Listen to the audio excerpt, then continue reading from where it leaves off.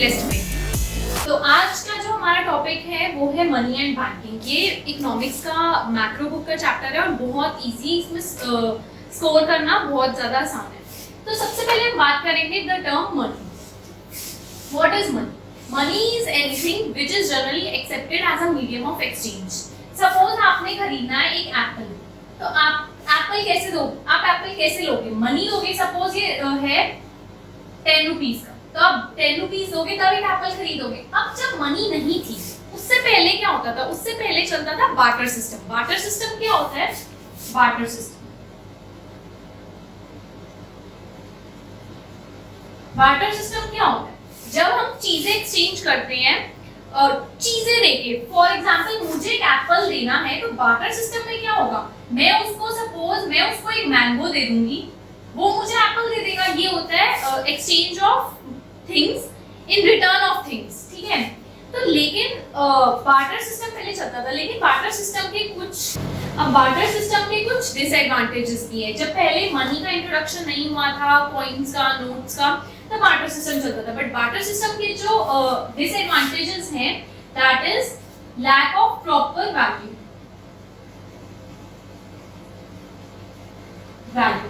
Suppose मैंने किसी को दिया 1 किलो एप्पल, लेकिन उसने मुझे बदले में क्या दिया? 1 किलो मैंगो ही दिया। बट मैंगो का प्राइस फॉर एग्जांपल हुआ 50, लेकिन एप्पल का प्राइस कितना हुआ? 40 हुआ। तो ये क्या है? Value of lack of proper value हुई कि मैंने उसको ज्यादा का दिया या उसने मुझे ज्यादा दिया, मैंने उससे कम कर दिया। इसका दूसरा डिसएडवांटेज है डबल कोइंसिडेंस ऑफ बॉन्ड्स।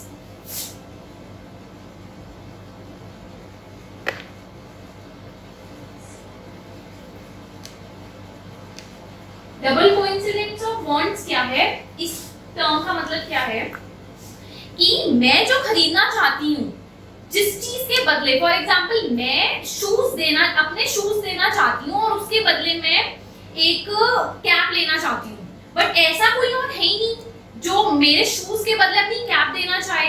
तो जो मैं देना चाहती हूँ वो कोई नहीं खरीदना चाहता, या जो वो देना चाहता है वो मैं नहीं खरीदना चाहती। That is double coincidence of bonds। इसका एक डिसएडवांटेज है। तुम एक प्रॉपर अपना बायर, एक अपना प्रॉपर सेलर कहाँ से ढूंढोगे? मान ले जो मैं बेचना चाहती हूँ वही वो खरीदना चाहता हूँ, और जो मैं लेना चाहती हूँ वही वो बेचना चाहता हूँ। ये इसका डिसएडवांटेज है। तो बार्टर सिस्टम इतना नहीं है अब कोर्स में, तो इतना जरूरी नहीं है। हम वापस से आते हैं मनी पे और बैंकिंग पे। मनी मैंने बता दिया, money is anything which is generally accepted as a medium of exchange. And banking क्या होता है? All the activities that are been done by or being undertaken by the banks, that is providing loans or deposit of cash by the public। तो ये जो सारी banks की activities होती हैं, ये सब आती है बैंकिंग के अंदर। तो हम बात करेंगे मनी की। अब हम बात करेंगे टाइप्स ऑफ मनी। मनी होती है बेसिकली 4 टाइप्स की, that is first is fiat money. Fiat money कौन सी मनी होती है? जो कि बैंक्स पब्लिक को नोट्स वगैरह इशू करती है, वो आती है फिएट मनी के अंदर। इसके बाद बात करेंगे हम क्रेडिट मनी। क्रेडिट मनी कौन सी होती है? When the value of money is more than the value of commodity. उस टाइप ऑफ मनी को हम कहते हैं क्रेडिट मनी। तीसरी आती है फिडुशियरी मनी। इसमें क्या होता है? ये होती है the mutual transaction between the pair and the paying. इसके अंदर क्या आता है? अगर मैंने किसी को मनी देनी है, सपोज मैंने दी बैंक से, मैंने दी चेक से या किसी ड्राफ्ट से। ये जो चेक और ड्राफ्ट है ये आएगा फिडुशियरी मनी के अंदर। देन लास्ट है full bodied money. Full bodied money कौन सी मनी होती है? फुल बॉडीड मनी जो कि होते हैं कॉइन्स वगैरह, जो कि बैंक्स वगैरह इशू करती है, कॉइन्स वगैरह, लेकिन एट अ पर्टिकुलर, जिनकी वैल्यू उस पर्टिकुलर पॉइंट ऑफ टाइम के लिए होती है जब वो इशू हुई है। जैसे मान लो मैंने 2 साल पहले किसी को दिए 50 रुपीज, तो उसकी उस टाइम पे उसकी वैल्यू 50 ही होगी, चाहे अभी कितना भी इंक्रीज हो गया हो, उसका 100 ही क्यों ना हो गया, लेकिन उसकी वैल्यू 50 ही होगी। तो अब हम बात करेंगे फंक्शंस ऑफ मनी। अब हम बात करें functions of money. Functions of money basically 2 parts में डिवाइडेड है, 2 कैटेगरीज है इसकी, primary functions and secondary functions. Primary functions के अंदर 2 है, money as a medium of exchange, money as a medium of exchange मतलब जब भी आपको कुछ चीज खरीदनी है या बेचनी है आप किसके थ्रू करोगे, मनी के through. Next is money as a standard of value, money as a standard of value मतलब आपको किसी भी चीज की वैल्यू अगर एक्सप्रेस करनी है, फॉर एग्जांपल किसी चेयर की, किसी भी चीज की, तो वो आप किसकी टर्म्स में करोगे, वो आप करोगे मनी की टर्म्स में। और इन सब की आपको अच्छे से एक्सप्लेनेशन मिल जाएगी मेरे नोट्स में जो कि है नीचे डिस्क्रिप्शन में। Next is secondary functions. Secondary functions के अंदर फर्स्ट है money as a standard of deferred payments. Money as a standard of deferred payments मतलब डेफर्ड मतलब होता है डिलेड पेमेंट्स। मतलब मान लो कि मैंने कोई चीज आज खरीदी लेकिन मैंने उसको कहा कि मैं तुम्हें पेमेंट बाद में करूंगी, तो मनी हम ऐसे यूज कर सकते हैं क्योंकि मनी की वैल्यू क्या है, फ्लक्चुएट नहीं होती, वो स्टैटिक रहती है, वो सेम रहती है मनी की वैल्यू। ठीक है, इसलिए money as a standard of deferred payments, delayed payments यानी। Second is money as a store of value. Money as a store of value मतलब कि आप किसी चीज को खरीद सकते हो, आप अपनी एसेट्स में आप, क्योंकि money is the most liquid form of asset,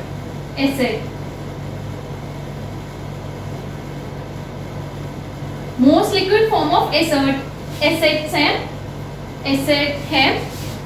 क्योंकि अगर आपने कोई चीज खरीद भी ली, सपोज आपने बिल्डिंग खरीद ली, तो आप उसको इंस्टेंटली सेल आउट करके उसको इंस्टेंटली बेच के अपने पैसे वापस ला सकते हो। आपने कोई कार खरीदी, उसको आप इंस्टेंटली बेच के अपने पैसे वापस ला सकते हो, इसलिए money is the most liquid form of asset. इसलिए money as a store of value, money के टर्म्स में हम किसी मनी की वैल्यू को स्टोर कर सकते हैं। Next is third is transfer of value. Transfer of value मतलब कि आपने किसी फिक्स्ड एसेट को खरीदा, फॉर एग्जांपल किसी बिल्डिंग को खरीदा, किसी भी चीज को खरीदा, आप उसकी वैल्यू ट्रांसफर कर सकते हो। अभी वो फिक्स्ड एसेट की वैल्यू में है आपके पास, अभी वो मनी की वैल्यू में भी आ सकती है जब आप उसको बेच दोगे। तो ये था हमारा फंक्शंस ऑफ मनी। अब हम बात करेंगे मनी सप्लाई की। मनी सप्लाई क्या होता है? Money supply is the stock of currency, notes, coins and demand deposits held by the public excluding government। Money supply क्या होता है? कि stock of currency, notes, coins and demand deposits with the public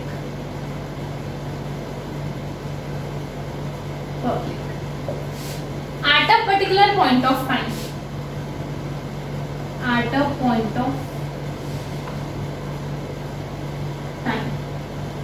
money supply क्या होता है? Money supply होता है कि स्टॉक ऑफ करेंसी, नोट्स का, कॉइन्स का और डिमांड डिपॉजिट्स का stock at a point of time जो कि है पब्लिक के पास, उसको कहते हैं मनी सप्लाई। अब मनी सप्लाई इज अब आप मुझे बताओ मनी सप्लाई क्या होना चाहिए इस डेफिनेशन के अकॉर्डिंग, स्टॉक कंसेप्ट या flow concept? Obviously it is a flow concept because यहाँ मैंने लिखा है at a particular point of time और यहाँ मैंने ये भी लिखा है स्टॉक, क्योंकि कई बार वो पूछ लेता है कि मनी सप्लाई क्या है, स्टॉक कंसेप्ट है या फ्लो कंसेप्ट है। अब इसके अंदर गवर्नमेंट और बैंक्स क्यों नहीं इंक्लूडेड होते? गवर्नमेंट और बैंक्स इस डेफिनेशन में क्यों नहीं include? Currency notes with government के पास भी होते हैं, बैंक के पास भी होते हैं, डिमांड डिपॉजिट गवर्नमेंट के पास भी होते हैं, क्यों नहीं इंक्लूड होते? Because they are the main creators of the money, तो उनको हम नहीं इंक्लूड करते।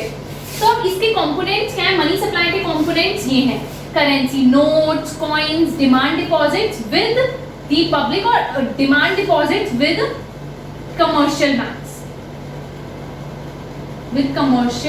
बैंक्स, तो अब कई बार ये निकालने के लिए भी आ जाता है मनी सप्लाई कैसे निकालते हैं। मनी सप्लाई का क्या फॉर्मूला होता है? सिंपल इसी डेफिनेशन से, is equals to currency notes coins with held by public के पास जो है, plus net demand deposits with, that is demand deposits with commercial banks. ये इसका फॉर्मूला भी हो गया मनी सप्लाई का। तो इसी के साथ हमारा मनी सप्लाई का कंसेप्ट होता है खत्म। अब हम आगे करते हैं। और एक चीज और, मनी सप्लाई में मैंने क्यों कहा एक्सक्लूडिंग गवर्नमेंट एंड बैंक्स, नहीं बैंक, क्योंकि दे आर द, मैंने क्या बताया, they are the creators of money, क्योंकि गवर्नमेंट मनी बना, ठीक है, और bank that is central bank जो कि है आरबीआई, वो नोट्स बनाता है, इसलिए उसको और गवर्नमेंट को हम एक्सक्लूड करके रहते हैं। और demand deposits with commercial banks, उनको हम इंक्लूड करते हैं क्योंकि कमर्शियल बैंक्स नहीं पैसे बनाते, आरबीआई यानी सेंट्रल बैंक पैसे बनाते हैं। अब नेक्स्ट टॉपिक जो हम करने जा रहे हैं that is difference between central bank and commercial banks. अब हम करने जा रहे हैं difference between central bank and commercial banks. Central bank that is India का जो सेंट्रल बैंक है उसका नाम है RBI, reserve bank of India. Basically एक कंट्री में सेंट्रल बैंक कितने होते हैं? एक, लेकिन कमर्शियल बैंक्स कितने होते हैं? ज्यादा, मोर देन, ऑब्वियसली एक तो नहीं होगा, मोर देन वन। पहला इनका डिफरेंस यही है। दूसरा इनका डिफरेंस है सेंट्रल बैंक जो होता है is owned by the government, लेकिन कमर्शियल बैंक जो होता है इट कैन बी पब्लिक और प्राइवेट बोथ, प्राइवेट भी हो सकता है और पब्लिक भी हो सकता है। नेक्स्ट इज जो सेंट्रल बैंक है वो सेंट्रल बैंक डायरेक्टली पब्लिक से डील नहीं करता, ये थ्रू कमर्शियल बैंक्स करता है। पब्लिक से डायरेक्ट डील नहीं करता, बट ये डायरेक्टली करता है, ठीक है। कमर्शियल बैंक डायरेक्टली करते हैं। Fourth is the last but not the last one but not the least one, क्या है कि central bank controls credit.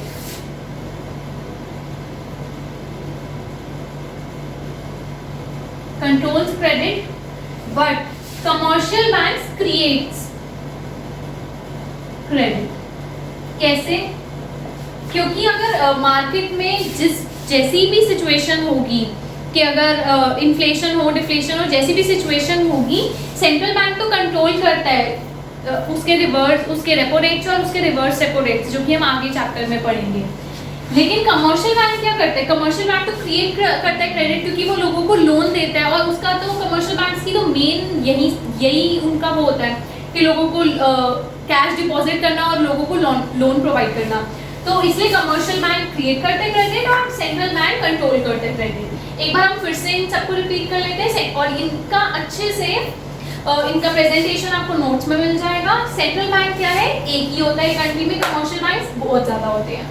Second is central bank government का होता है, that is owned by the government, और commercial banks can be both private और public. Central bank public से direct deal नहीं करता, लेकिन कमर्शियल बैंक्स पब्लिक से डायरेक्ट डील करते हैं।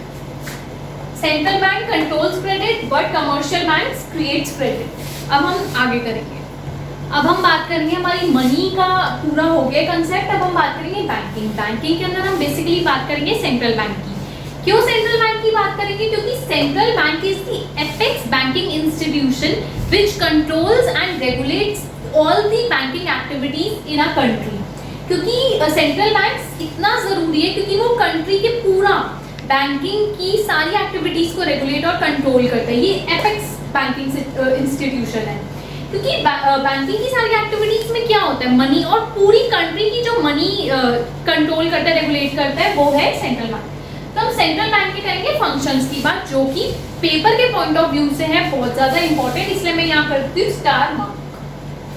पहला इसका फंक्शन है right of note issue. Right of note issue क्यों राइट ऑफ नोट इशू है? क्योंकि सेंट्रल बैंक की मोनोपोली है ओवर द इकोनॉमी, मोनोपोली है नोट को इशू करने की, इसीलिए ही इसको बैंक ऑफ इशू भी कहा जाता है। कई बार पेपर में आ जाता है क्यों इसे बैंक ऑफ इशू कहा जाता है। इसे बैंक ऑफ इशू इसलिए कहा जाता है क्योंकि इसकी है मोनोपोली ओवर द इकोनॉमी। अगर इसके रीजंस पूछे जाए तो इसके रीजंस भी हैं। अब इसकी मोनोपोली क्यों है इकोनॉमी के ऊपर? Reasons for monopoly of central bank over note issue, इसके रीजंस ये हैं। यूनिफॉर्मिटी इन करेंसी। यूनिफॉर्मिटी इन करेंसी, मान लो सपोज गवर्नमेंट कहती है कि मई जनवरी फरवरी मार्च में तो central bank note currency print करेगा, फिर उसके बाद के मंथ्स में ये करेगा, ये वाला बैंक करेगा, उसके बाद के मंथ्स में ये वाला करेगा। तो ऐसे क्या यूनिफॉर्मिटी रहेगी करेंसी में? नहीं। अगर एक ही इंस्टीट्यूशन थ्रू आउट, मतलब हमेशा करेंसी प्रिंट करेगा तो यूनिफॉर्मिटी रहेगी। Next is public trust. Public trust बहुत ज़्यादा ज़रूरी है। जब एक ही इंस्टीट्यूशन सारे नोट्स प्रिंट करेगा तो क्या है, पब्लिक का ट्रस्ट भी बना रहेगा, वरना पब्लिक का भी लैक ऑफ ट्रस्ट होगा कि हाँ ये क्या कर रही है गवर्नमेंट, कभी ये कर रही है, कभी ये अगर इन्होंने ऐसे कर दिया वैसे कर दिया, तो पब्लिक का ट्रस्ट। गवर्नमेंट कंट्रोल्स और रेगुलेट्स मनी सप्लाई, और क्या है, गवर्नमेंट कंट्रोल करती है और रेगुलेट करती है मनी सप्लाई, इसीलिए ही मोनोपोली है सेंट्रल बैंक की ओवर नोट इशू। अब हम करेंगे नेक्स्ट इसका function, that is central bank का, that is government's bank. Government's bank क्यों है, क्योंकि इन 3 रीजंस की वजह से। ये सबसे सिंपलेस्ट वे है इन पॉइंट्स को याद करने का, क्योंकि ये इंपॉर्टेंट टॉपिक है। First is bank to the government. Central bank क्यों है बैंक टू द गवर्नमेंट को, गवर्नमेंट का, क्योंकि ये गवर्नमेंट के जो कैश है वो अपने पास संभाल के रखता है और गवर्नमेंट को लोन प्रोवाइड करता है। गवर्नमेंट का कैश संभाल के रखता है और गवर्नमेंट को लोन प्रोवाइड करता है जब गवर्नमेंट को चाहिए होता है। ठीक है, next is agent of the government. ये एजेंट क्यों है गवर्नमेंट का, क्योंकि ये गवर्नमेंट के बिहाफ पे payments, it is the agent of the government because it makes the payment on the behalf of the government, क्योंकि ये पेमेंट मेक करता है, पेमेंट देता है ऑन बिहाफ ऑफ गवर्नमेंट। ठीक है, next is financial advisor of the government. ये financial advisor क्यों है गवर्नमेंट का, क्योंकि ये गवर्नमेंट को एडवाइस करता है ऑन फाइनेंशियल मैटर्स, कि यहाँ आपको पैसे अच्छा इन्वेस्ट करने चाहिए, यहाँ नहीं करने चाहिए, ये यहाँ आपका ये पैसा है, यहाँ आपका ये पैसा है, गवर्नमेंट को ये फाइनेंशियली एडवाइस करता है। Third function of central bank है बैंकर्स बैंक। बैंकर्स बैंक क्यों, इन 3 रीजंस की वजह से। First is custodian of CRR, that is cash reserve ratio. हर एक बैंक की ऑब्लिगेशन है कि उनको एक कुछ अपने टोटल डिपॉजिट का सर्टेन अमाउंट, फॉर एग्जांपल 10%, 5%, जो कि सेंट्रल बैंक की डिसाइड करता है, वो रखना पड़ता है सेंट्रल बैंक के साथ, तो इसलिए ये है custodian of cash reserve ratio. Next is lender of last resort. Lender of last resort मतलब जब कमर्शियल बैंक किसी भी डेट ट्रैप काइंड ऑफ में फंस जाते हैं, किसी भी क्राइसिस में फंस जाते हैं रिलेटेड टू मनी, तो लास्ट हेल्प कहाँ से आती है, सेंट्रल बैंक से। सेंट्रल बैंक उन्हें हेल्प करता है। Third is clearing house functions. Clearing house function क्यों, क्योंकि सेंट्रल बैंक अपने अकाउंट्स में इंटर जो ट्रांजेक्शंस होती है between commercial bank and central bank, वो क्लियर करते हैं, इसलिए clearing house function. Last function of central bank है controller of credit. Controller of credit कैसे, कि सेंट्रल बैंक इकोनॉमी में क्रेडिट को कंट्रोल करता है through it's monetary policy and using its various tools of monetary policy. अब monetary policy को use कर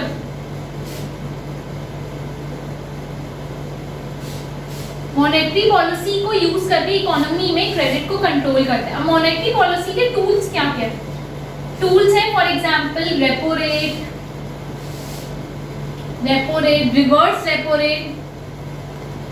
reverse repo rate, open market operation,